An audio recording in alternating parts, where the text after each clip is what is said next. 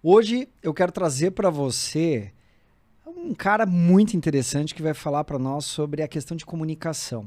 Mas a questão da comunicação nos bastidores, a parte comercial, a parte de lidar com isso, a transição que está acontecendo. Você que está aí pensando no mercado de podcast, de TV, de rádio, de jornal, será que você sabe toda a história mesmo?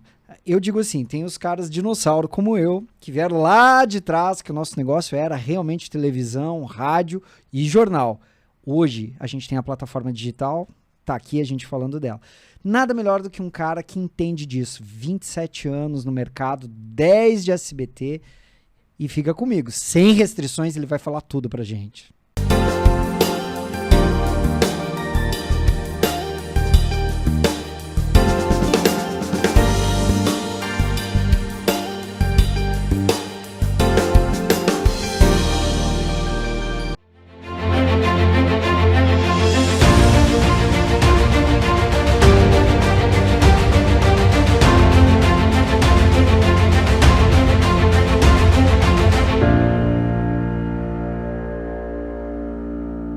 Então, como eu falei pra vocês, né? Tô aqui com o meu amigo, tive o prazer de conhecer ele através aqui do pessoal do portal também, do Fala Litoral, do Joaquim, amigão do Joaquim, o Reinaldo Valdez. Cara, prazer, quero primeiro de tudo te agradecer por estar aqui e meu microfone é teu.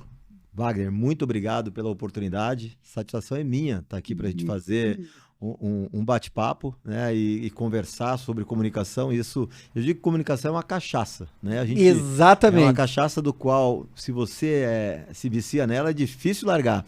E hoje, felizmente, todo mundo hoje pode ser um pouco comunicador. Pode né? ser um pouco comunicador. Esse é o bacana que as plataformas estão nos proporcionando. Agora, como fazer, de que forma fazer, isso aí tudo vai muito da experiência, da bagagem, do que você estuda, se dedica para poder estar entregando um conteúdo que possa ser legal, que possa ser relevante, que possa engajar e chamar a atenção da audiência, né? Eu acho assim, vamos partir para a questão histórica mesmo, né? Falando assim, nós até pouquíssimo tempo, porque também eu acho que o grande desafio é isso, nós estamos falando de uma mudança aí tecnológica e tudo mais do que 20 anos. Exatamente. Mais ou menos. Olha, eu diria que ela foi mais acentuada. Eu trabalhei, só para dar um breve resumo da comunicação, né? Eu trabalhei com TV, iniciei minha carreira em TV, trabalhei aqui em Santa Catarina, o grupo RBS, comecei como executivo de atendimento, comecei aqui em Balneário Camboriú, trabalhei aqui em Itajaí, e na TV Coligadas, né? Lá no começo dos anos 2000. E depois eu fui para Joinville, né? A maior cidade do estado, fui com um desafio grande na TV para atuar lá.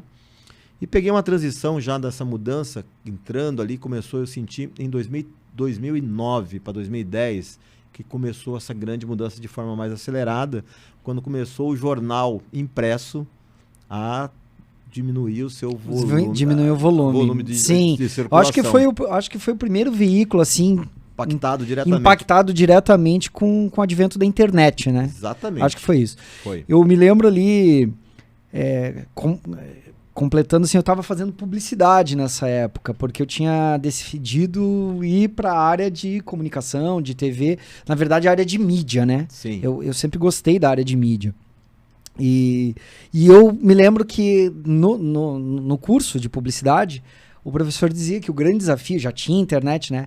Era o como explorar comercialmente. Porque na época era o quê? O bannerzinho do site, ponto. Exatamente. Era tudo que tinha. Exatamente. Né? Só que daí começou isso dos jornais, né? Os jornais online, né? Começou os jornais online e classificado online começou, né? Eu Sim. tive a oportunidade de ter a escola, de ter trabalhado na RBS, que para mim foi muito legal. Eu trabalhei em TV, fui gerente de rádio, comandei um dos grupos de rádio de entretenimento. Olha aí. Trabalhei na Rádio Atlântida por um tempo você legal. Trabalhou na Atlântida? Trabalhei na Atlântida também, fui gerente da Atlântida em Joinville. E depois tive a oportunidade de coordenar toda a parte de comercial do A Notícia, que foi um dos jornais mais antigos. Sim, né? de Joinville. Nossa, né? A Notícia equivalia a Gazeta do Povo em Curitiba. E brigava aqui no estado com o Diário Catarinense, Tanto exatamente. É que a RBS comprou o A Notícia, né? Deixa eu só falar para o nosso público, né? Para você que está assistindo aí de todo o Brasil, para quem não sabe, a RBS, até nós estávamos nos bastidores falando, né? a RBS chegou a ser o maior retransmissor, o maior grupo fora a Globo Rio de Janeiro, né? A RBS foi o segundo maior grupo de comunicação do Brasil. O segundo maior grupo de comunicação do Brasil. Então, assim, por que eu digo isso? Porque, assim, quem está assistindo, a ideia do nosso podcast, inclusive, é sair um pouco daquele eixo Rio e São Paulo, porque parece que tudo acontece, não que não aconteça, que a gente sabe, né? Em Rio e São Paulo, mas temos um Brasil todo aí para explorar e o Sul também tem seu trabalho, né? Então, a RBS, para quem não sabe, era o segundo maior grupo. Chegou um momento de ter uma comunicação com o grupo do Paraná, né? Que era a RPC, e quase ali, mas daí a própria Globo também inventou, porque também não ia deixar ser maior do que eles no Rio de Janeiro, né? E você trabalhou lá, então, e tocou a Rádio Atlântica. E aí eu peguei essa transição, voltando para a questão do digital, né? Que começou o crescimento da comunicação pela internet. A gente viveu isso, eu estava na notícia, a gente começou a ver nas nossas reuniões e comitês, a gente via... o IVC, né? O tradicional índice verificador de circulação, que era vamos dizer, o Ibope do jornal. Sim, o Ibope do jornal. Mostrando a queda, né? Em todo o Brasil, de todos os jornais. Eu só imagino a loucura que era. O pessoal pressão. A pressão maior estava no pessoal de retenção, né? O pessoal que tinha que reter as assinaturas, que era desafiador. E, claro, eu acho que teve muito... E aí somou a isso, o Brasil teve naquela época uma questão cambial que impactou muito, que era a matéria-prima do jornal, era importado o papel, ele vinha do Canadá, muitas vezes, e era em dólar. Era. A matéria-prima não sabia que o papel... acelerou mais ainda, e isso ajudou. Então, grandes grupos de jornais começaram a sofrer, teve uma sobrevida... o Grupo Band lá lançou o Metro, lembra do Metro? Chegou a ser muito forte em Curitiba também. Sim. Né? O Metro, porque ele aí começou a ter uma sobrevida com os jornais populares. Assinaturazinha de jornal de... Que aí já não era também, era o jornal estilo tabloide, aquele pequenininho, né? Exatamente. Porque até quem está assistindo aí do Paraná, enfim, até aqui em Santa Catarina, a Gazeta do Povo também era forte, né? Tinha a Hora também. Nossa, a Gazeta do Povo... e o Zero Hora do Rio Grande do Sul. E a Hora de Santa Catarina. E a Hora de Santa Catarina. Popular. A Gazeta do Povo de domingo era... Tu lia a semana inteira e ainda sobrava jornal, porque eram vários cadernos e cadernos e cadernos. Folha, o Estadão. E classificava, era tipo isso. E de repente aquilo...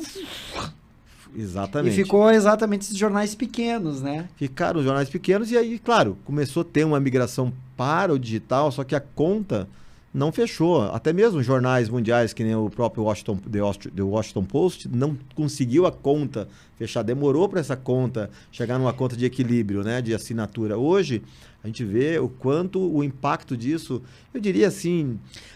Mas isso... Desculpa, eu vou te atravessar no meio já. Claro. Mas... Isso não se dá, que também aí, né, adiantando toda a nossa conversa aqui, porque hoje a informação tá fácil? Eu acho que a informação tá fácil, mas eu acho que a gente...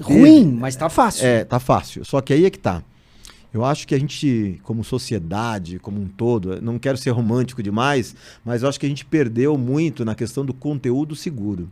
Cara, era muito legal você pegar o jornal e você, não sendo saudosista, mas você vê que grandes pensadores que estavam ali dentro do jornal e que eram clássicos. Isso aí, intelectualmente, para a sociedade como um todo, claro que hoje existem outras formas, óbvio que sim.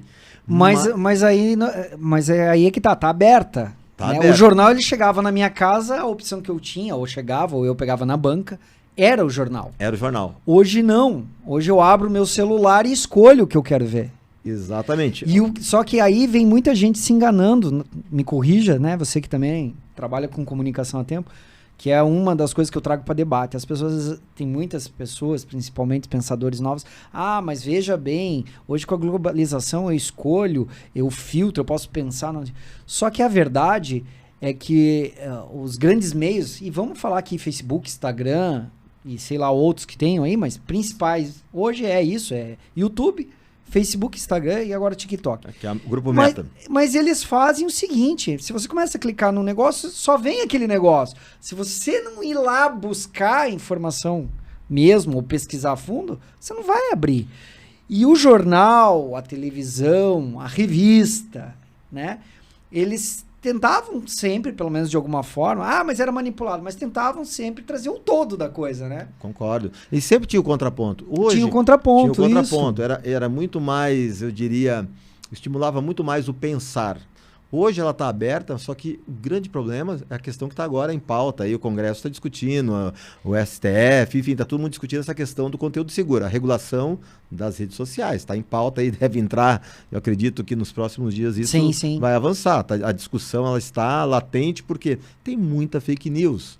Tu fazer jornalismo, são poucos que têm a responsabilidade que tu tem, Wagner, de fazer com responsabilidade o conteúdo. Agora, mas eu acho que já, tem gente que já não começa mesmo com a própria discussão sobre a faculdade de jornalismo, né? Exatamente. Já começa... Querem falar do fake news, mas, cara, cadê... Na verdade, já trazendo aqui, nós temos um problema sério no Brasil, que é respeito às profissões. Concordo. Entendeu? Jornalismo. O cara vai lá, faz uma faculdade de jornalismo, tem todo um embasamento, mas tem um outro, nada contra, tem pessoas que, claro, que dentro do mercado se constituíram profissionais, sim, mas tem um monte aí que não é jornalista, gente, ele tá falando qualquer coisa. Concordo. Como existe hoje um monte de gente falando de dieta e não é nutricionista, né? E falo isso como a área minha atrás, né, que quem acompanha o podcast, um monte de gente aí que não é psicólogo, mas é terapeuta. Então, cara, como é que a gente sabe quem é profissional de verdade? Como que a gente sabe que o veículo tá dando a informação e não é tendenciosa? A resposta disso, eu vejo assim, a gente no mercado de trabalho, tu como um profissional da área de recursos humanos, você deve estar vendo hoje a grande crise que está em todas as empresas hoje, a maior dificuldade continua sendo pessoas. Pessoas. Mas esse podcast, o Erivelto que está aqui com a gente, né? A gente começou com essa ideia, falar do quê? Do profissional, mas trazendo a pessoa. Exatamente. Porque no final tudo se resume em pessoas. Pessoas. E essa matéria-prima, que é tão importante... Primal, que é pessoas, ela... eu vejo assim no dia a dia como é desafiador, porque hoje o mercado, a gente está absorvendo muita coisa que está vindo também em todas as áreas. Você acabou de falar sobre essa questão de não ter muita profundidade em várias áreas. Mas isso não é só no nosso... Nem estamos falando da velocidade. Não estou falando de jornalismo, não estou falando de todas as áreas. Hoje, a gente vê que vem um profissional ainda muito... pouco. A academia antes parecia que a gente tinha a sensação de preparar mais e lapidar no mais. Trabalho. Agora não, tem que preparar porque nem preparado vem. Não vem. E aí, claro, o desafio nosso como gestores, principalmente, que está na parte de comando, claro, a gente tem... formar gente, você dando caminho, dando direcionamento. Então entram temas agora que está tão em alta, eu tenho que ter empatia, eu tenho que ter paciência, hoje a questão regulatória das inclusões, enfim, tem uma série de leis que nos colocam num conjunto para que isso também, e eu acho justo e totalmente correto, mas o que mas o principal, que é a qualidade profissional, do ensino, ninguém discute. Isso a gente está, claro, existe uma necessidade do país também ter a competitividade. Claro. E aí você tem, para ter um país competitivo, você tem que ter pessoas.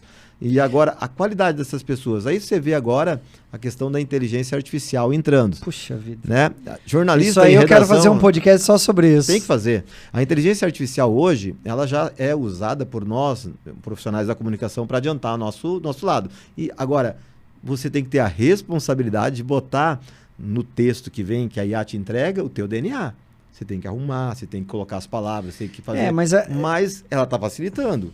Eu vejo sempre procuro sempre olhar o lado positivo das coisas. Não, devemos sempre olhar o lado positivo. Mas devemos fazer a crítica daquilo que está meio saindo do caminho, né? Exatamente. Agora, a pergunta é, se você não tiver um profissional preparado e com conteúdo, com preparação, para até mesmo lapidar e botar o DNA na IA, vai continuar sendo ruim do mesmo jeito se o cara não tiver a preparação. Mas é a velha questão, que é... Aí não vou entrar, né, que eu acho que tem que fazer um podcast só disso, mas eu acho que também a discussão da inteligência artificial, ela tá meio, eu acho, vazia, porque a ideia é que o computador vai pensar por conta e vai dominar. Isso aí, gente, pelo amor de Deus, não existe. Ele sempre vai ser algo programado, ponto. Aí entra o que você disse. Agora, a pergunta é, quem está programando e para quê? Para quê? E como? Exato. Essa é a questão principal, que eu acho que fica atrás e ninguém tá falando, né? Exatamente, concordo. Mas assim, voltando aí para essa transição, né? Você, frente aí, departamento comercial aí do SBT, né? Exato. SBT Sul, nacional, aliás, mas aqui no Sul. Eu queria saber, assim, como que tá hoje, falando por mercado mesmo? Porque antes o patrocínio, né? Eu tive também experiência de produzir programa de TV em Curitiba, né? Comecei aí com a área de... Aliás, quando a gente começa na área de comunicação e você não tem padrinho, a primeira coisa que eles fazem é te jogam no comercial. Se você vender alguma coisa, você vai pra frente da televisão. Era assim, pelo menos ali no Paraná era assim. Tive ali com o Grupo RIC, também com o SBT e tal. E aí eu me lembro assim, era a questão da publicidade mesmo, da publicidade lá atrás, bem remota, que a gente tinha era esses veículos, né? Rádio, TV e jornal. Outdoor também, né? E tinha-se essa visão. Pelo menos a gente trabalhava isso em termos de Curitiba, Sul ali, era muito forte. Que o rádio, a TV era uma coisa... A partir do jornal. O jornal era uma coisa mais séria. Saiu no jornal, então para aí, dá para confiar, tá escrito. Era uma coisa meio inconsciente. O jornal era documento, né? Inclusive o balanço das empresas era obrigado a estar no jornal. Exato, né? As licitações, né? Tudo. Editais. Então, os editais. Então é o seguinte, se tá no jornal é porque é sério. Se tá na TV, é discutível, mas também é vendável, que aí entrava as grandes campanhas das TVs, né? Sim. E se tá no rádio... É habitual, porque as pessoas... O rádio sempre foi um hábito de ouvir de manhã, um hábito de ouvir no carro, né? Então era segmentado isso. E aí vem a internet com tudo. E bagunça tudo isso aí, né? Como que é hoje vender para as grandes empresas... não, vamos patrocinar o programa tal do SBT, né? Ou nacional, ou local... versus aquilo que um publicitário ou um gestor de mídia pode dizer, não, mas para aí, vamos botar lá só num canal de TV, se a gente pode pôr na internet pro mundo, porque bate de frente essa competitividade, ou eu tô errado? Não, eu acho que as coisas, hoje, teve uma época bem recente aí que tinha, assim, uma competitividade, né? Principalmente quando o Google chegou... com tudo, né? O Google, leia-se YouTube, a próprio buscador, acabou com... Nós tínhamos as listas telefônicas, você lembra que tínhamos que era uma ferramenta de publicidade também, né? Inclusive. E também servia para apoiar a mesa. Também. Mas você vê, o Google chegou com a questão do algoritmo e muitas empresas começaram a performar com o Facebook e foi legítimo, ok. Só que a TV...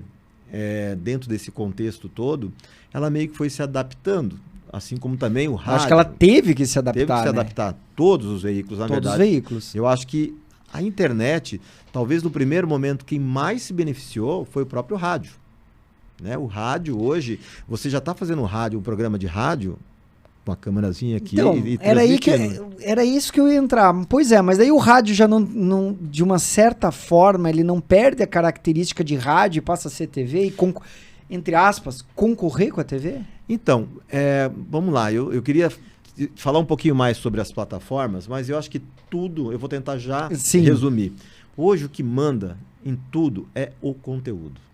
Concordo. A qualidade de conteúdo. A qualidade de conteúdo. A qualidade de conteúdo, se ela for boa, a gente pode estar fazendo um bom conteúdo aqui nessa conversa do podcast, ele pode virar um programa de TV.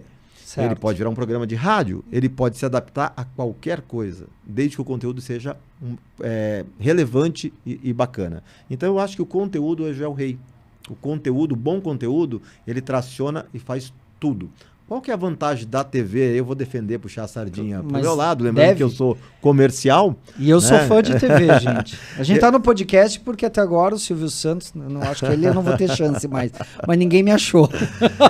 Mas o que eu vejo assim, a televisão, ela hoje hoje a gente fala de TV conectada, né? Já tem hoje nos lares brasileiros, eu acredito que já tem aí mais de 50% dos lares já tem hoje acesso à internet. Essa é uma realidade.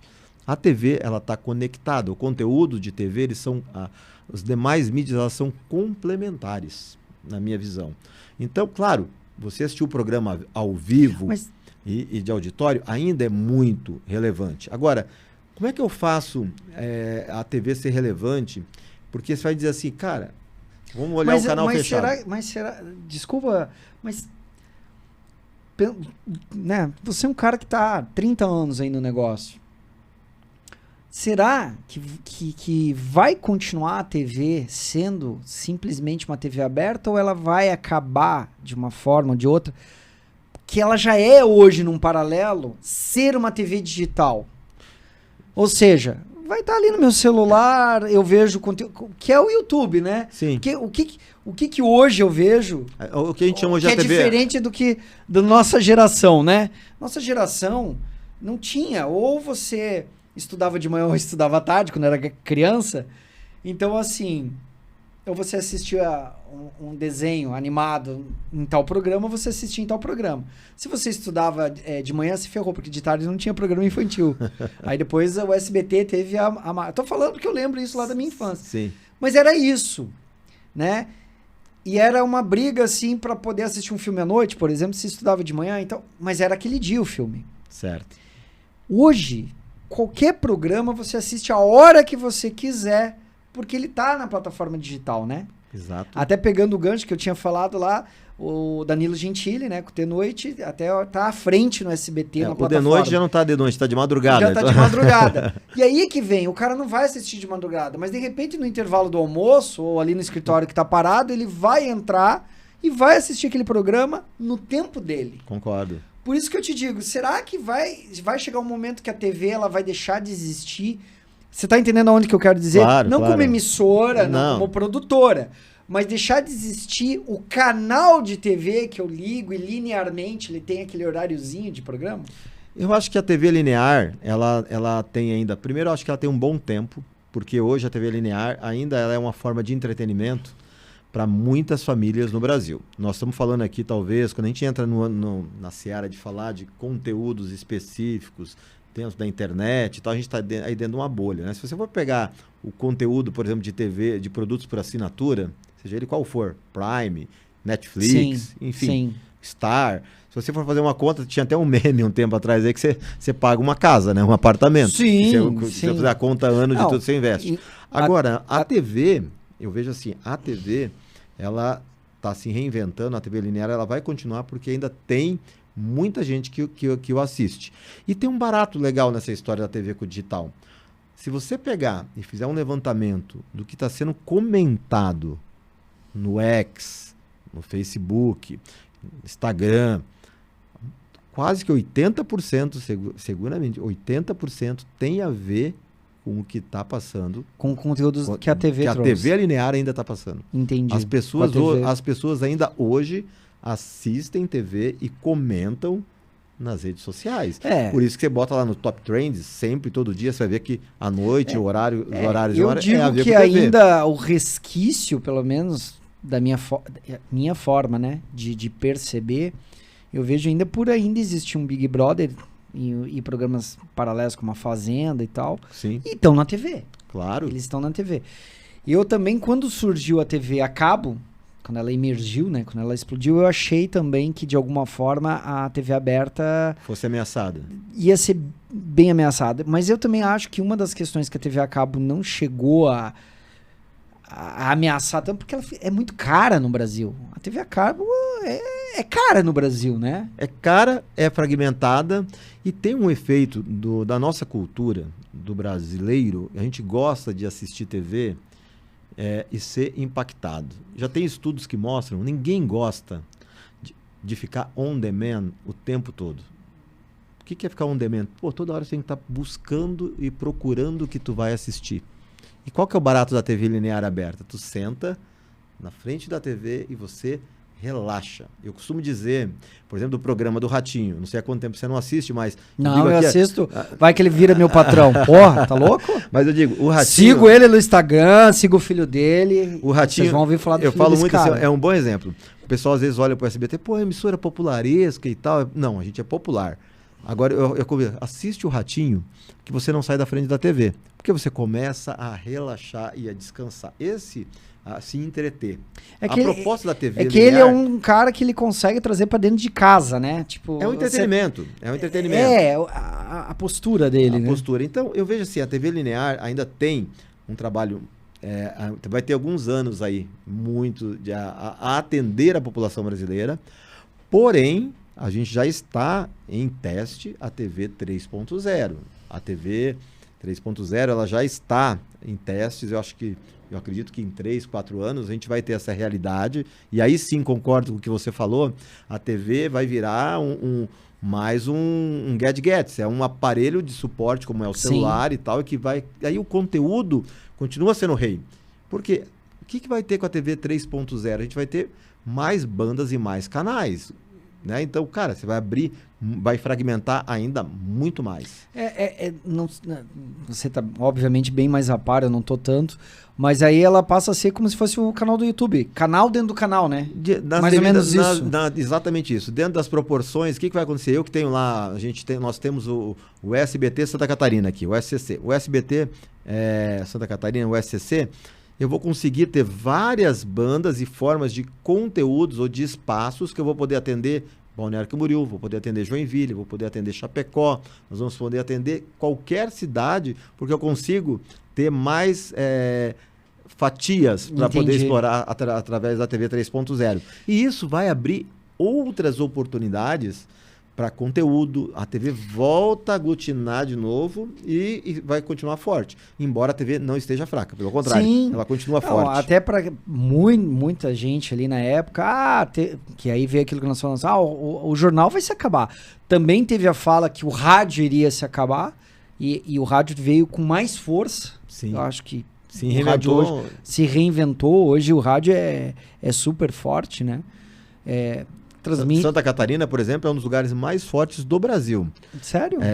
Até convido para um futuro podcast você trazer o diretor executivo da Caert, o Guido, para uma conversa aqui com você. E eu vou Fica aberto meu microfone. A Caert tem o Kaique Agostini também, que o Kaique Agostini, fica meu abraço para ele, que ele é de União da Vitória, mas ele também é alguma coisa do grupo de rádio do Brasil, e eu só não sei qual é Então, a Caert é a Associação Catarinense de Rádios Difusores. Nós temos mais de 200 rádios em Santa Catarina. É impressionante e é muito forte o movimento. O encontro da Caert, que acontece regularmente quando tem os encontros, é um dos grupos mais fortes. O meio rádio em Santa Catarina é muito forte. É diferente, é um negócio incrível e muito bem organizado. E relevante. Pelo menos, né, quando eu estudei comunicação, não comunicação de mídia, de veículos de comunicação. Comunicação em como as pessoas se comunicam, né? Sim. Semiótica, PNL, etc. O ouvir é muito importante para nós. Muito importante. Muito importante. Né? Quando você ouve, o que você lê tem uma certa relevância, o que você vê, mas o que você ouve é muito forte. Sim. Né? Traumas se baseiam no não, da forma que foi dado o não e tal, etc.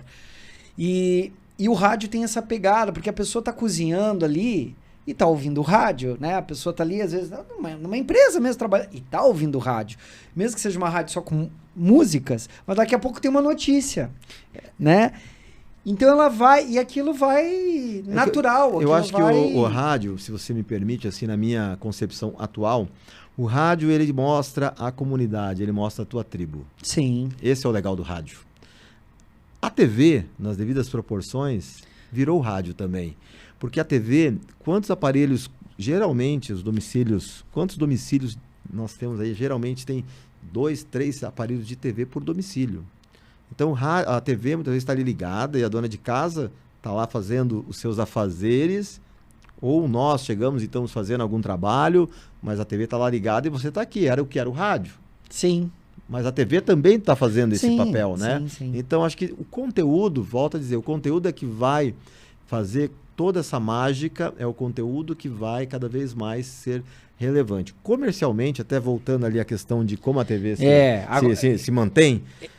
Como é que você vende para o cliente então, isso? Cara, essa que é a minha pergunta. Então, a gente aqui em Santa Catarina, nós trabalhamos numa emissora que tem na sua essência o entretenimento, coisa de Silvio Santos. Sim. O programa Silvio Santos fez 60 anos.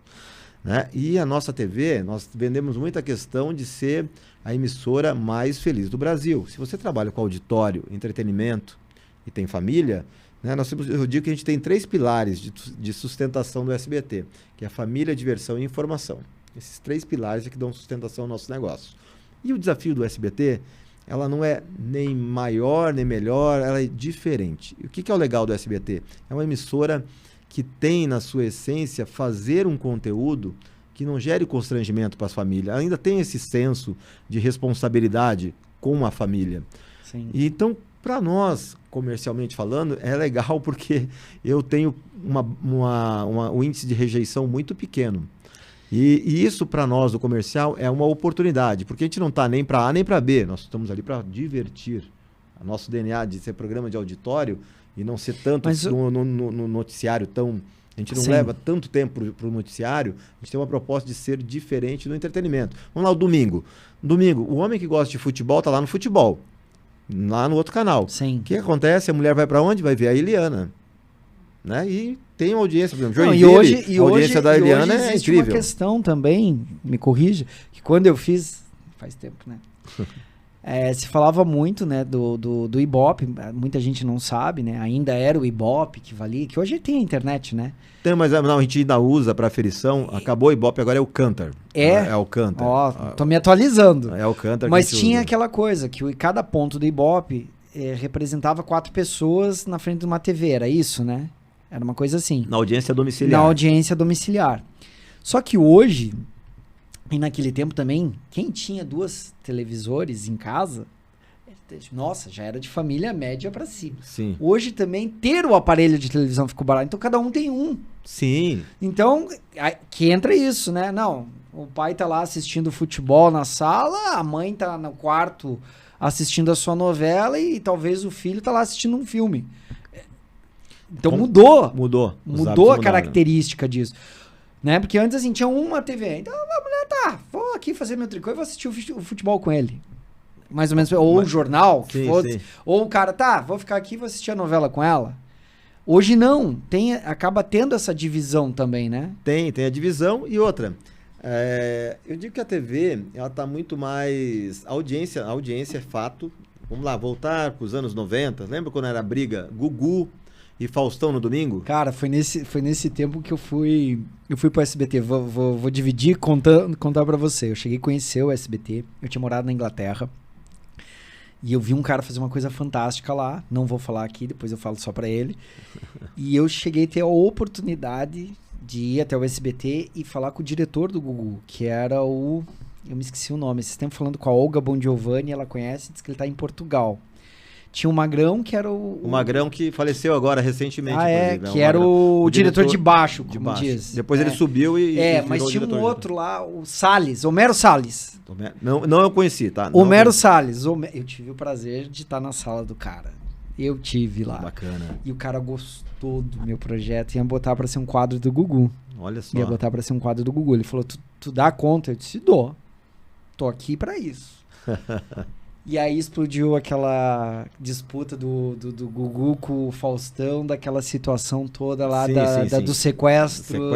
Aquela história. Todo mundo sabe essa história. E aí o Homero saiu, né? Sim. E aí, enfim. E aí o Wagner ficou a ver navios. Mas olha só, mas me lembro, foi uma época acirradíssima, né? Os pontos de audiência naquela época, a gente estava falando aí de 30 pontos de audiência. Hoje, a realidade é outra. Pois é, tem isso, né? Mudou, a realidade já mudou. Só que, de um outro lado, as pessoas Como que tá hoje? Então, o pessoal fala assim, a audiência da TV, ela caiu. Sim, ela caiu, mas aumentou muito o número de pessoas que assistem TV. A população cresceu também. Diluiu isso, então. Diluiu, mas a aumentou, mas parece diluído. Se fosse fazer a conta de pontos, a gente já não usa mais o ponto de audiência. Entendi. Hoje a gente trabalha muito mais com o número de impactos, de pessoas impactadas por TV. Então, vamos lá, vamos pegar um programa que nem o Domingo Legal, com o Celso Portiolli no domingo. Cara, ele consegue falar com 20 milhões de pessoas, 25 milhões de pessoas. É muita gente. Um país, tudo bem, já foi muito mais? Já foi, mas se você olhar... algumas vezes no ano passado o Domingo Legal ficou à frente da Globo em São Paulo. Eu vou te botar numa saia justa, que sabe, né, o nome do programa, claro, sem restrições, né? Não espero menos. Quando eu fiz publicidade lá atrás, isso era final dos anos 90, né? E tinha-se isso, né, que a gente estudava nessa composição de atendimento publicitário e tal. Então falava-se assim. Claro, a internet estava começando, né? Começando a ter força. Então se dizia assim, quando você vai fazer mídia para televisão, você tem a Globo, que era a mais cara de todas, Ainda é. E eu me lembro, na época, vocês vejam, eu tô falando no final dos anos 90, ali 2000 e pouco. Eu me lembro assim que um comercial que de empresa de carro, de montadora, né? Sim. Vamos dizer, Ford, Chevrolet, Volkswagen. Um comercial no Jornal Nacional, na época, era R$80 mil. Uma única inserção. E aí se dizia assim, que se fazia um cálculo, que às vezes não valia a pena fazer Globo, e pegava-se a verba, a empresa, claro, montadora não tá nem aí, faz Globo e faz tudo mais. São multinacionais. São multinacionais, tem poder, e tem a verba prevista, né? Mas empresas de mais médio porte, isso e aquilo, pegavam-se esse valor e diziam assim, não, em vez de a gente fazer Globo, a gente dilui isso entre SBT, Bandeirantes, Manchete, que tinha na época, eu acho que não tinha Record na época. Que dava melhor do que às vezes fazer só Globo. Só que, claro, que tinha toda a questão da amplitude da Globo. Claro. Hoje isso mudou? Hoje essa parte mudou um pouco ou ainda tem essa ideia ou tem essa visão? Aí os profissionais de mídia, né? O pessoal que trabalha no planejamento é um profissional chamado mídia. Né? Mídia, exatamente. Esse profissional hoje, ele é muito valioso. Porque hoje poderia ter um software e fazer isso, mas não. Exatamente. Tem muita questão do olhar do mídia, de entender um pouco a questão do comportamento, cultura, audiência, tem uma série de variáveis. A parte social, exatamente. Né? Então, uma série de variáveis. Tem coisas que nenhuma inteligência artificial vai fazer. Vai fazer, exatamente. Então, o que acontece? Hoje, algumas coisas não mudaram. Por exemplo, a inserção lá no Jornal Nacional continua, cara, deve estar uns 400, 500 mil agora, com 30 segundos. Caraca. Ainda é caro. É caro? Depende. Vocês estão entendendo? Quando você liga o Jornal Nacional, só para você entender isso, que às vezes as pessoas não têm essa visão, né? Sim. Quando você liga o Jornal Nacional e na hora entra um comercial, aquele comercial de 15 segundos, que comerciais continuam ainda valendo 15, 30 segundos ou mudou isso? Não, aí? é 30 e 15 segundos. Era 30 e 15 segundos. O SBT né? Tem formatos de 10, é diferente, mas ninguém usa. Mas a média, o padrão era 15 e 30. 15 ainda continua. Quando você vê aquele comercial de 15 segundos, aquele comercial, a empresa pagou R$400 mil. Se você assistir o Jornal Nacional, acho que tem 3 blocos, né? Se eu não me engano. 4 blocos. Ou seja, 4 blocos custou 1 bilhão e tanto. 1 milhão e tanto. Exatamente. Se ele aproveitar... Então, tem... 1 milhão e 600 mil. Exatamente. Mais ou menos isso aí que eles movimentam por Só dia. aquele dia. Exatamente. Todo dia passa? Então é isso. Claro que tem negociações e são valores estimados, né? Lógico. Mas sem dúvida, o faturamento é muito grande, é extremamente expressivo o faturamento da indústria de fazer televisão ainda é caro, né? Mas o custo, o investimento em TV, né? Não digo que a palavra caro, o investimento em TV vale muito a pena quando se coloca numa projeção para pensar nacionalmente. E aí é onde entra... E, na verdade, quando eu estudei em algumas empresas, o posicionamento de marca está muito relacionado à TV. Também. E antigamente era TV e revista. Porque antigamente a gente tinha as revistas. Tinha a Veja. Não que não tenha, né? Mas tinha a revista, que eu digo revista, papel. Então nós tínhamos... a revista fazia muito aquele trabalho de ir no público direto, né? Sim, o hoje público é o digital, da Veja era sociais. O público da Você S.A. era outro, né? Hoje isso meio se perdeu. Então, o posicionamento de marca está muito ligado, eu acho, que a TV, né? A TV ainda trouxe a ela marca. ainda é o meio que as marcas usam para lançar os seus produtos em escala nacional. Eu ia dizer, indiscutivelmente. continua ainda sendo isso. Relevante demais. Obviamente que tem toda uma composição, e a gente olha pelo um olhar de 360, a comunicação ela tem várias jornadas e formas de fazer comunicação diferente. Uma mesma campanha ela pode ser de um jeito na TV, ela vai para a rede social, já é diferente. E quando ela tem uma linguagem diferente. Uma linguagem diferente. Eu vou para o TikTok, eu já vou brincando de uma outra forma. Se eu vou usar um influenciador para um determinado lançamento de um produto, também tem um posicionamento daquele influenciador que o profissional de mídia hoje também tem que selecionar esse profissional. Então hoje as coisas, eu diria que o desafio está cada vez mais complexo. Agora, a TV, sem dúvida, ela funciona muito. E aí, voltando, a questão em Santa Catarina, por exemplo, né, falando da minha atividade para a questão do mercado nacional.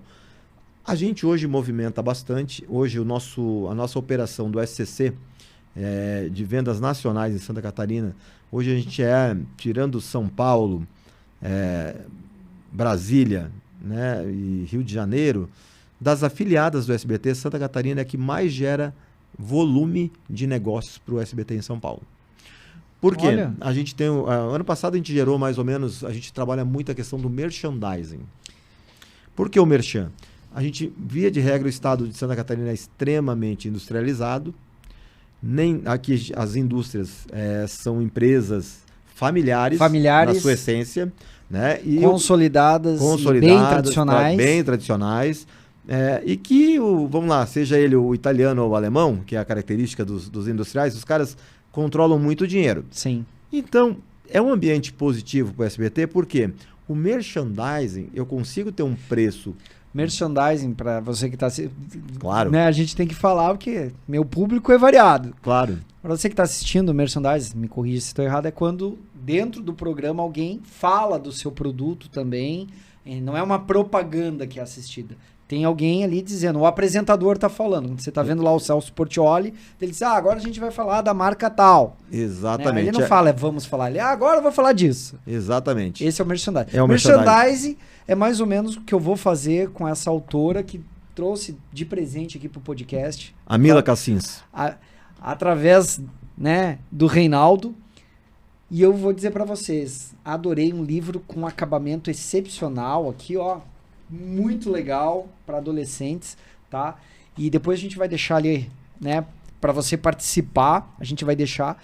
E isso é um merchandising, eu estou falando de um produto que está na minha mão e eu estou indicando. Então, isso é merchandising, só para já aproveitando, né? Depois a gente vai falar mais do livro. Para quem gosta de aventura, de diversão, entretenimento, tá aí, Mila Cassins.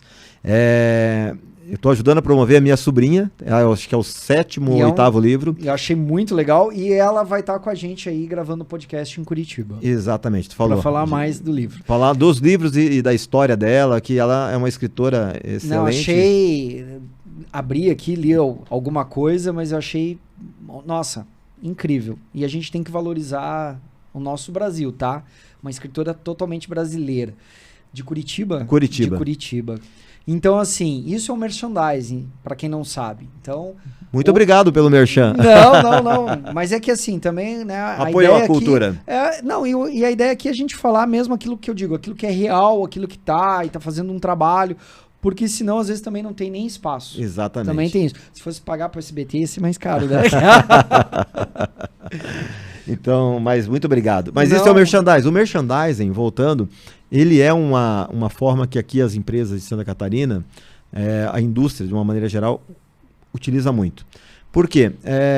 Você não tem a dispersão do break, você está ali com o telespectador, que geralmente é nessa faixa aí de 15, 20 milhões. Ele está preso. Ele está preso naquele momento. E é um momento que você valoriza. E ali, claro, você consegue fazer várias ativações no merchandising. Porque antigamente o merchan, o apresentador só falava e mostrava o produto.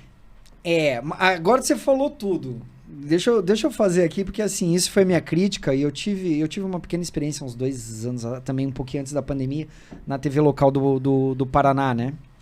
Na concorrente. Tá. E me chamaram para fazer um quadro lá e tal, e eu critiquei, eu disse assim, os caras estavam ganhando dinheiro fazendo merchandising do programa, que é normal, o programa local ganha muito com merchandising, né? Sim. Só que há uma diferença de você vomitar o produto, desculpa usar o termo talvez vulgar, mas... Então, agora é o seguinte, ó, eu quero falar pra vocês, é da empresa que tem essas capas de celular, ó, então quanto que é mesmo essa capa? Falando, então você compra essa capa lá. E, cara, pra mim é vomitar o produto. Sim. E daquilo que o cara realmente se preocupa, primeiro ver se vale a pena até mesmo anunciar isso, porque senão fica uma coisa pobre no programa. Né? Parece que eu tô critério, né? Tem que ter critério, qualidade, é bem isso mesmo. Porque senão também a relação tanto do apresentador como do veículo, do programa, de tudo fica, o cara tá vendendo ali. É vender a qualquer preço. Vou falar grosseiramente, porque teve uma época que isso era muito forte lá quando eu entrei em televisão. Mas tá vendendo ali um matinho dizendo que é um chá emagrecedor, tá? Cara! Não dá. Aqui na nossa emissora, no SBT de Santa Catarina, no SCC, por exemplo, quem assiste o SCC meio-dia, convido para assistir, tá? Você vai adorar, 11h30 da manhã, o SCC meio-dia. E tem a apresentação da Maria Esther, junto com a Maria Esther, que é a que está à frente, né, a âncora ali junto com o Fernando Machado. E o bacana do nosso programa, que ele tem uma limitação de merchans. Sim, você vê muito isso em TV local que o cara lota de merchandising. Mas aí você falou tudo, daí não tem programa. Não tem programa. Fica um negócio chato. Não, fica horrível. E até a marca que está anunciando entra em discreto, fica meio estranho. Então a gente limita 4 merchans por programa. A gente não aceita, por exemplo, encapsulados, porque é isso aí que você acabou de falar, os milagreiros, não sei o quê. A gente não aceita essas empresas que prometem soluções financeiras também milagrosas. Então a gente tem um critério. Isso eu acho legal. Olha, gente, presta atenção nessas coisas. O critério, porque tu levar e expor a tua emissora, a credibilidade do teu jornal, o próprio apresentador, o âncora ali, enfim. Colocar qualquer produto, eu já cansei de devolver, o pessoal me liga de chá emagrecedores, encapsulado. E às vezes verbas boas, né? Não, às vezes. E aí, cara, a gente não quer faturar a qualquer preço. A gente quer ter produtos que façam. Então, que tenha a essência do SBT, sabe? Eu acho que você conversar com a família, levar verdade, uma informação de qualidade, ter um conteúdo agradável, um ambiente que também não vai ser constrangedor. Eu já vi no horário do meio-dia o cara falar de remédio de impotência. Mas então, isso, Reinaldo, eu acho bem interessante. E aí entra também, é o que eu quero que o público tenha aqui através desse podcast. Que ele comece a pensar como tem que pensar também no conteúdo da internet, do Instagram, enfim, de todos, mas esse olhar, entendeu? Porque senão quem está sendo encapsulado, engambelado é o próprio público. Claro. Que não percebe.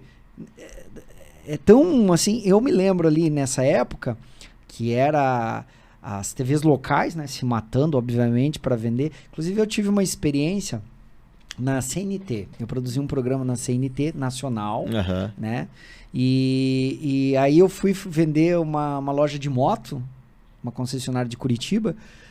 E eles entraram, a CNT Nacional me roubou o cliente local. Que eu achei, falei, para aí, mas aí vocês estão furando meu olho.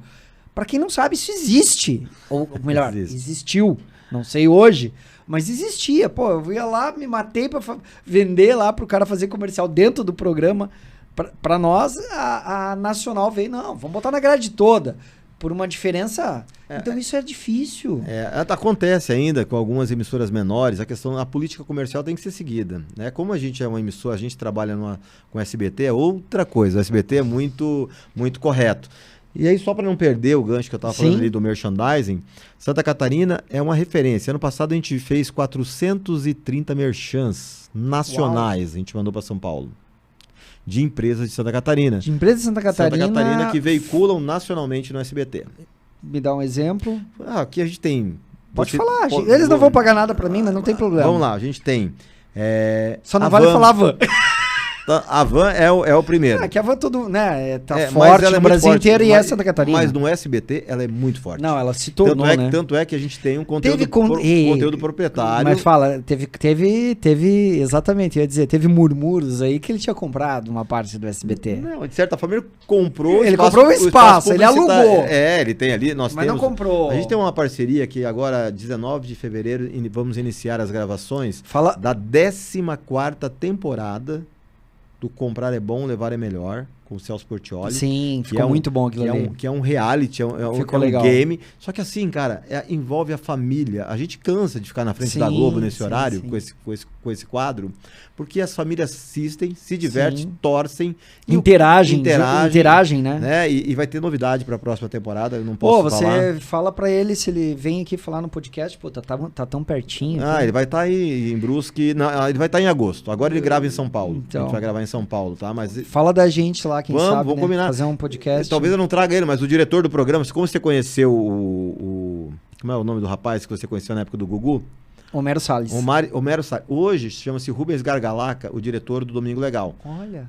Posso falar com ele, é um amigo, vai ser trazer aí pra você bater um papo e falar muito mais sobre Não, vamos pra São Paulo, né, Erivelton? não dá problema. E assim, eles vão estar, mas a equipe vai estar aí. E aí fora a van, o que nós temos aqui? Então, aí hoje tem Fischer, né? Irmãos Fischers, que é forno de fogão. Nacional, uma marca boa. Muito forte também conosco. A gente tem Catarinense Pharma, que é um Ela laboratório. faz nacional? Faz nacional, ele trabalha muito forte. O Melagrião, que sim, é um, cara, que é um Melagrião xarope é deles, deles. lógico. E o Celso, inclusive, é o garoto propaganda, também tá ali conosco. A gente tem Mercadão do Óculos, que é uma rede de franquia. A gente Mercadão tem, do Óculos eu não conheço. é de São Paulo, mas a agência é daqui, então é atendido a por agência nós, daqui? de Olha que interessante. Florianópolis. A gente tem Cicobi, a gente tem... Cara, tem muita marca que conecta conosco, muitas marcas. A gente tem a Uniaselv, que é uma instituição de ensino que já está com 1000 polos no Brasil, né? E também está crescendo muito. Na verdade, assim, até não querendo Dahler, puxar... vou falar da Dahler, não posso esquecer da Dahler. Quem que é Dahler? A Dahler é um dos maiores fabricantes da América Latina de cama, mesa e banho. Fica em Joinville. Confesso que eu não conheço. É uma marca de qualidade Que eu conheço, gigante. Claro, temos a Altenburg aqui também. A Karsten. Tem a Karsten, que é daqui, a Budmeier. Budmeier, que é de São Bento. Na verdade, assim, até para quem não sabe, é que acaba virando aquela discussão politizada e não é essa a ideia. Mas quando a gente fala que o Sul é muito forte industrialmente, é porque realmente o Sul é muito forte. Sim. Quando você fala de grandes marcas, nada contra, jamais, o resto do nosso país. Eu amo o Brasil como um todo, amo a diversidade cultural, amo os estados, eu amo pessoas, né? Mas verdade seja dita, o polo industrial que existe aqui na região sul, né? Paraná, Santa Catarina, Rio Grande do Sul, e claro, daí vamos puxar ali, não vamos, São Paulo, mas a minha experiência, morei em Brasília também e tal, eu digo assim, se você cortar o Brasil ali em Brasília, no meio, eu diria, aí você só divide sul e norte. Então é muito forte. Hoje tem muita indústria também crescendo na parte norte do Brasil. Não, até porque mas até porque as do sul estão indo para lá também. Estão indo para lá, exatamente. Mas polo industrial, né? Santa Catarina é curioso. Santa Catarina mesmo, gente. É curioso. A gente está com um problema aí na rodovia que está o gargalo, né? Exatamente. A gente está com uma... Qual que é a vantagem de Santa Catarina? A gente tem, além disso, tem Crona, que anuncia conosco. Eu tô sendo injusto, tem Pamplona, que é alimentos. Pamplona, claro, Tirol, alimentos. A Tirol também é cliente nosso. Tem muitas marcas. Muita marca que você vai no mercado e vai no material de construção e vê Porto Belo. Incrivelmente, é Santa Catarina. Santa Catarina é um polo riquíssimo. E se você ligar lá no SBT, tu vai ver que tá lá conosco. Tá lá fazendo o merchan nos programas. Tá na Eliana, tá no Celso, tá... A gente tem muita novidade boa para acontecer esse ano. A gente vai ter todos os empresários dessas marcas que foram falado aqui, o microfone tá aberto para vir falar da marca, tá? Vamos fazer um empresarial. Vamos fazer uma triagem. Vamos fazer. Sim, e a dificuldade de ser empresário no Brasil, né? É verdade. E Santa Catarina tem uma característica que é um estado policêntrico e bem dividido. Os polos, eles estão divididos por regiões. Então, tu vai para o norte do estado, por exemplo, Joinville, é um polo forte da indústria metal-mecânica. Exato. Né? Então, é inegável. Jaraguá também, do Sul também é muito forte. Tem, claro, tem têxtil? Tem. Temos a Malve, tem a Marisol, são relevantes, mas já em Blumenau, um polo têxtil extremamente forte. Histórico já histórico e de qualidade e muito relevante. Tu vem aqui para o litoral, a gente já tem a indústria do turismo. Né? E também a indústria também de tecnologia está se desenvolvendo muito forte. Em Blumenau também, há pouco tempo eu soube, né, que eu não imaginava, né, que o maior campo de software, de programação e tal, está em Blumenau. Sim, Blumenau, Floripa também tem muito forte, Joinville, tem polos tecnológicos em todas as regiões, isso é muito bacana. Agora, o que tem de legal é que essa questão da distribuição por regiões, quando tu vai para o oeste de Santa Catarina, tu já vê a agroindústria muito forte. Tu vê lá unidades da Aurora, tu vê unidades da Seara, Sim. Perdigão, quer dizer, é muito bem distribuído. E ao sul você já tem as cerâmicas. Sim. Né? Então isso é legal, porque se um lado da economia, na balança ali, uma região não está indo tão bem, um outro compensa uma outra região. E isso faz com que a balança mantenha um estado forte, coeso e crescendo cada vez mais. E claro, logisticamente a gente exporta muito. Tem 5 portos aqui num raio de 300 quilômetros. Isso é fantástico, né? Então eu acho que Santa Catarina está muito bem e por isso vem crescendo e está com números exponenciais aí para todo o Brasil. Me conta assim, para a gente... E encerrando, eu acho um cara que, né, dá para conversar sobre qualquer assunto. Né? Quem lida com comunicação e comercial, então... Hoje, um empresário que não está usando o veículo televisão, falando assim, e ele pensa que é o empresário mais moderno, vamos dizer, é o garoto ali que está com 25, 30 anos, posso chamar de garoto. Certo. E ele pensa que não, o negócio dele, cara, tá muito bom, tô bombando aqui com tráfego pago aqui de Instagram, TikTok e tudo mais. O que você fala para esse empresário, para esse jovem empresário que não vê a TV com bons olhos? Cara, a gente tem, obviamente, que sempre faz a defesa de mostrar e no fundo, todo mundo tem vontade de estar com o seu produto numa TV aberta, de dar maior escalabilidade. Eu digo que a TV é que hoje está caro para o cara fazer performance. Para pagar performance hoje no Google, o custo está muito alto. Se você fizer hoje o conteúdo através de um merchandising, por que muita gente faz o merchan?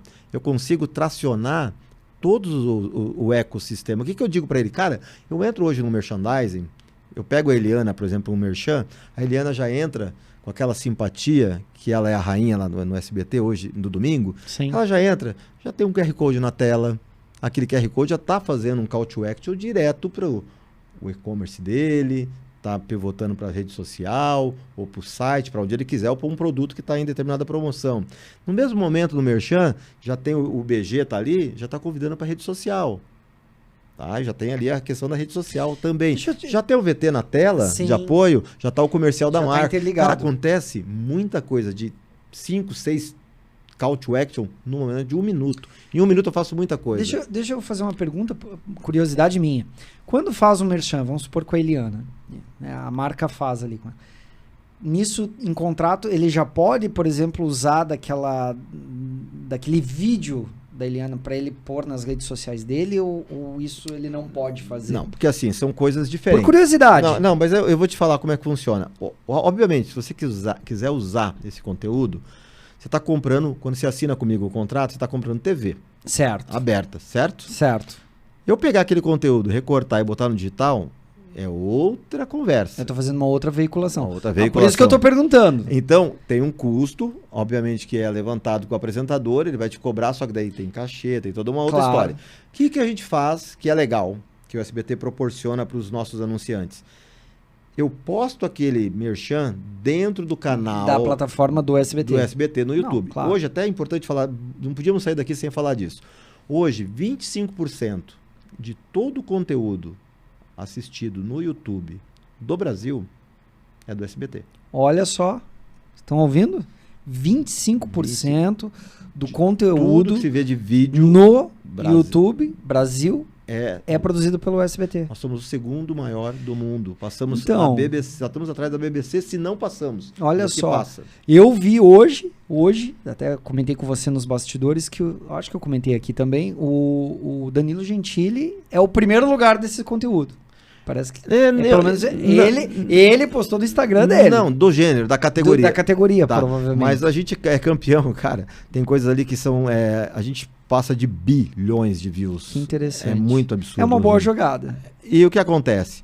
A gente vai lançar agora, tem uma novidade para esse primeiro quarter de ano ainda, a gente deve lançar o stream do SBT. Tô dando um baita de um spoiler aqui para tua audiência. Olha aí! Vamos ter o Mais SBT, vai ser o stream do SBT, e o detalhe, ele vai ser gratuito. Olha só, um streaming do SBT gratuito. Detalhe. Chaves à vontade. Com 10 canais Fast. Nem a Globo tem 6 Fast. Nós vamos ter 10 canais ao vivo dentro da plataforma. Gratuito, quem tem aí o seu televisor, a sua Smart TV, vai baixar o aplicativo e assiste o que quiser lá dentro. Vai ter muita coisa bacana. Nossa, então top. Vai ser top, a gente está com uma expectativa muito legal para isso. Mas para aquele empreendedor lá que está fazendo, talvez o mundo dele seja aquele mesmo. Entendi. Agora, se o cara quer trabalhar a marca, escalonar e sair daquele universo e virar uma referência, e aí a gente pode ajudar. Eu digo que assim, cara, você está no tráfego pago, é bacana. Você quer acelerar isso absurdamente? Vem comigo, vem para a TV. Você quer conversar com 20 milhões de pessoas? Quando a conversa é outra. O tiro aqui é de canhão. Para encerrar, né, te agradecendo também, mas eu digo isso, quando montei projetos para TV, eu sempre falei isso, daí as pessoas, agora é YouTube, agora é isso, agora é aquilo. Mas assim, eu vejo o YouTube, claro, indiscutivelmente tá aí. Claro.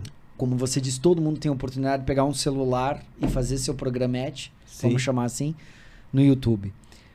Mas a TV ainda é quem diz assim, não, mas esse cara aqui tá aqui. Ele Exatamente. tá aqui. Ele tá ali por algum motivo. Talvez você não goste, não concorde, enfim, né? Mas ele tá ali, ele tem algum valor agregado ou um diferencial. Verdade. Então eu sou apaixonado por TV, então, né? Continue, como milhões de brasileiros. Então eu ainda creio que como Lacerda, né? O Joaquim, né? A gente aqui fica só falando de TV. O Erivelto que nos ensina a fazer podcast, porque ele fala, podcast não é TV. Eu falei, pois é, mas a gente ama a TV. Cara, o brasileiro ama a TV. O brasileiro, ele assiste TV e comenta nas redes sociais. Se você olhar, entra aí no teu ex agora, que é o antigo Twitter, né? Você entra ali agora e, cara, que tá sempre no Trend Tops. Tá discutindo TV. Algo de TV. É o Big Brother, ou é o Domingo Legal, ou é a Eliana, é alguma, até novela mexicana, exatamente. Tudo é relevante. E ainda, né, Jornal Nacional é uma referência, né? A gente tem o SBT Brasil. Tem o SBT Brasil. Eu convido assim, o Jornal Nacional, óbvio que é uma referência, mas eu digo, se você assistiu o SBT Brasil, tu não assiste mais o Jornal Nacional. Uma provocação no bom sentido. Olha aí, ó. Tá? Eu tô fazendo essa provocação e ela é muito válida. Bom, cara, tá aí o cara, né? Meu amigo, primeiro um prazer ter você aqui. Gostei muito do nosso bate-papo. Acho que a gente falou de várias linhas gerais. Fica o meu microfone aberto para você voltar, pra Muito gente obrigado. falar de lançamento, de repente, outras coisas. Cara, tá? só para concluir aqui, dia 29 de fevereiro, não, 26 de fevereiro, o SBT começa com a novidade. Sabe os caras que faz isso aqui que a gente tá fazendo, os podcasts? Os caras que são fortes, né? Nós vamos trazer... Um dia nós estamos lá. O Pod Night, vai ser um novo programa nas madrugadas do SBT. A gente vai ter o pessoal da Inteligência Limitada, o Flow. Cara, vai ter vários influenciadores que a gente vai trazer para dentro da TV e vai ser todas as madrugadas, a gente vai ter Muito isso. legal. Uma baita sacada do SBT, porque a gente vai dar visibilidade para quem faz esse tipo de trabalho, para os influenciadores que querem, no fundo, todo mundo quer estar na TV. E a TV também quer namorar com esses caras. As coisas se... Volto a dizer, conteúdo bom tá aí para ser divulgado e promovido. E valorizado. E é isso que a gente está fazendo. Então, assim, agora é minha vez, né? Cara, esses caras são São Paulo, os caras são um nível. Vamos pensar na gente aqui no Paraná, Santa Catarina. Bora. Vamos trazer o Sem Restrições aqui, botar aqui, ó, junto com vocês ali. Vamos. A gente tem aí, só para falar um pouquinho do SCC para encerrar, o SCC, o grupo que eu trabalho, estou há 10 anos, né? Inclusive recebi na última semana a homenagem de 10 anos de empresa, mas nós temos aí o SCC SBT, convido para assistir a nossa programação local, tem muita coisa bacana. Sim. Temos o portal, que é o SCC 10, de notícias, informações, acho que a gente pode discutir para ter algumas parcerias aqui. Olha aí. Por que não? Né? A gente está construindo algumas oportunidades de conteúdo e ter na vertical. Tem muita coisa que a gente quer fazer na comunicação, a gente está voando baixo e não tenho dúvida que vai ser um ano maravilhoso, a gente está muito otimista. E estamos no começo só. No começo. Esse ano vai ser sensacional. Muito bom. Meu amigo, mais uma vez, gratidão aí por partilhar Wagner, com a gente essas informações e esse conteúdo e esse conhecimento. E para você que esteve aqui comigo até agora, você viu, né? Foi sem restrições. E te digo, comunicação é uma coisa séria. Aquilo que você fala, aquilo que você ouve e aquilo que você transmite para o outro. Eu diria para você, pense bem qual veículo que você anda passeando por aí, qual conteúdo você anda escolhendo, quem você realmente anda ouvindo e presta atenção se o que estão te dizendo é verdade e é sem restrições. O mais, eu te espero no próximo podcast aqui comigo. Meu nome é Wagner Stilisten e até a próxima.